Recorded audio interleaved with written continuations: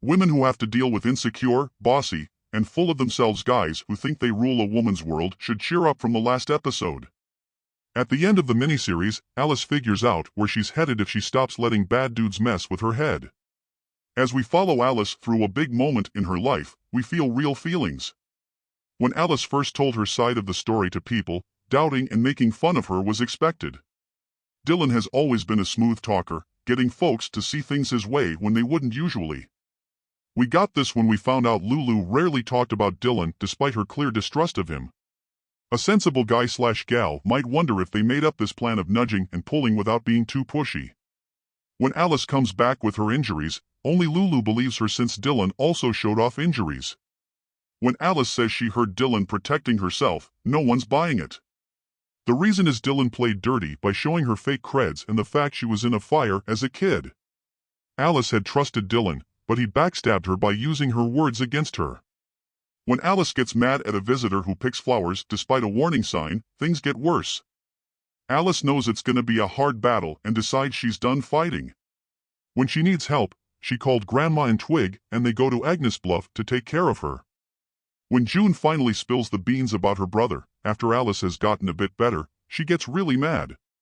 Alice talks to Sally Morgan right away, and that's when she learns the mind-blowing facts about her mom and the fire that wrecked her old family house. As Alice saw it, she started the fire in the shed, and it must have spread to the main house. But right then, Sally spills the beans that Agnes was planning to leave Clem. Sally was with her as she took Alice and Charlie to Thornfield. But on that day, Clem lost it and almost hurt his daughter really bad. To protect her daughter, Agnes then stopped him and set a fire. Around that time, she went into labor, and they all ended up in the hospital. Neither Alice nor Agnes were to blame for the fire. For her and her kids, she did the best she could. After learning this jaw-dropping news, Alice decides to chill at Sally and John's with Charlie to rethink everything. After 2 months, Alice is still sorting out her mixed-up thoughts about Dylan. The fact that toxic love is mixed with real love makes it hard to fight. Alice was confused by Dylan and his love for her even after she decided she didn't want to hang with him. One time, Charlie asks June if he looks like Clem. June tells him he does and that it's okay because their dad has good points. Alice, as a kid, and now with Dylan, are examples of women who let bad behavior slide because they saw some good points in the guys. At the same time, June's getting worse, and she keeps thinking about how Clem hurt her after she told him not to change Thornfield. June had asked Twig to stop Agnes from going with him right then, but she was too late. Now, June spends her last hours with her love while also having a gin and tonic and some chips. Alice goes back to Thornfield after a heartbreaking setback. Alice not saying sorry to her grandma in time isn't a big deal, but everyone wishes June had picked up when she gave her a ring. June's send-off is an intimate gathering with her family, Sally, John, and Charlie, and all the women she helped in her life. June also left a note for Alice, leading her to a diary where she wrote down the bad stuff done to the flowers before they came to Thornfield looking for safety.